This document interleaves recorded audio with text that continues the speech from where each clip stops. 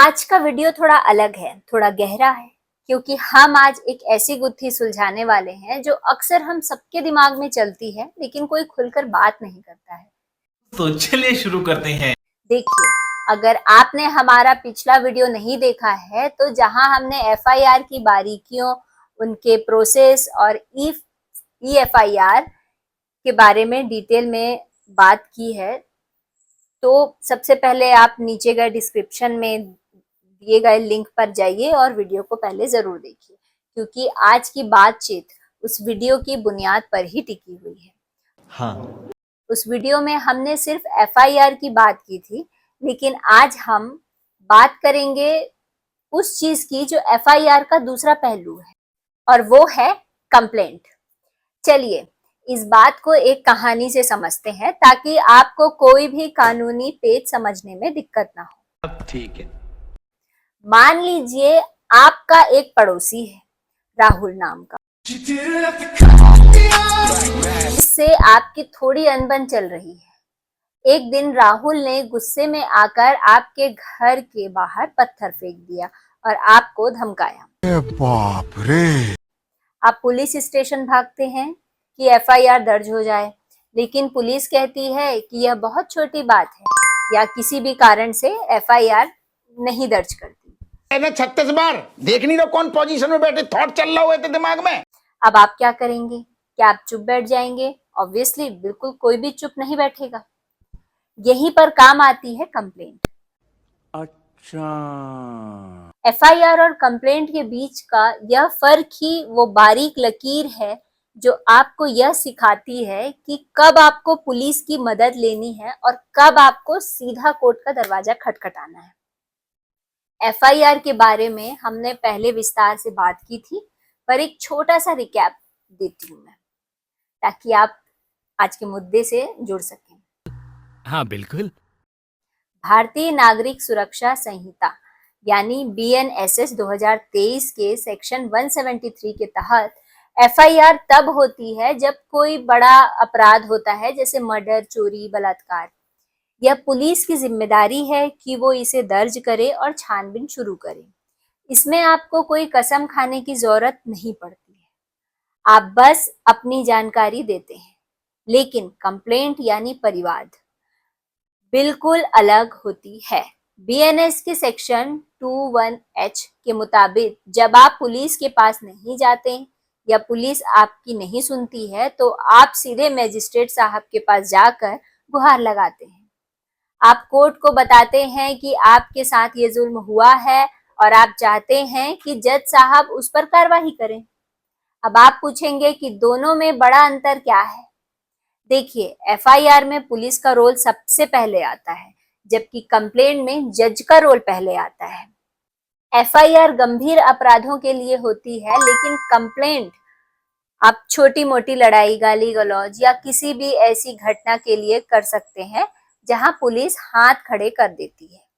और सबसे बड़ा फर्क जो आपको जानना चाहिए वो है शपथ का। जब आप मजिस्ट्रेट साहब के सामने कंप्लेंट फाइल करते हैं, तो आपको सेक्शन 223 के तहत शपथ लेनी पड़ती है कि आप जो भी कह रहे हैं वो सच कह रहे हैं। यह मामला ऑनरेबल कोर्ट का है, इसलिए यहाँ आपकी बात को एक अलग ही कानूनी वजन मिल जाती है। बीएनएसएस के सेक्शन 223 सब क्लॉज 1 के तहत एक बड़ा बदलाव आया है। अब मजिस्ट्रेट साहब तब तक आपकी कंप्लेंट पर कोई बड़ा एक्शन नहीं ले सकते जब तक वो उस आरोपी को भी अपनी बात रखने का मौका न दें। ऑनरेबल सुप्रीम कोर्ट ने परिवंदर सिंह वर्सेस ईडी केस में यह साफ कह दिया है कि अगर किसी को सुने बिना उसके खिलाफ कोई कानूनी एक्शन लिया गया, तो वो फैसला वॉइड एब इनिशियो माना जाएगा। इसका मतलब है कि वो कानून की नजर में शुरू से ही गलत है, यानी वो फैसला कागज के टुकड़ों से ज्यादा कुछ भी नहीं है। यह सुनकर आपको लग सकता है कि अरे, ये तो आरोपी की मदद कर रहा है, पर असल में यह नेचुरल जस्टिस है, ताकि किसी निर्दोष को बेवजह परेशान न किया जाए। अब उस स्थिति की बात करते हैं जब पुलिस एफआईआर नहीं लिख रही है। मान लीजिए आपने पुलिस को शिकायत दी लेकिन थाने में कोई सुनवाई नहीं हुई, अब आप क्या करेंगे? हार मान लेंगे? तुम क्या करोगे?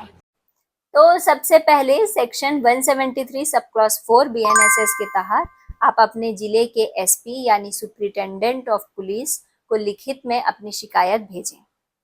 यह एक बहुत पावरफुल तरीका है क्योंकि जब ऊपर से आदेश आता है तो थाने में मामला दर्ज करना ही पड़ता है। वैसे बात तो सही कह रही।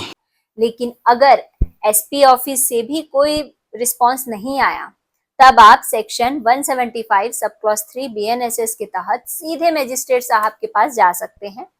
ध्यान रहे, अब आप सीधे कोर्ट में मुंह उठाकर नहीं जा सकते।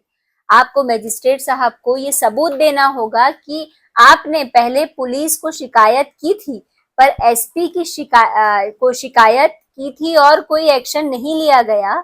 इसके साथ आपको एक हलफनामा यानी एफिडेविट भी देना होगा। यह इसलिए है ताकि कोर्ट को यकीन हो सके कि आप वाकई परेशान हैं और आप कानून का रास्ता सही तरीके से अपना रहे हैं।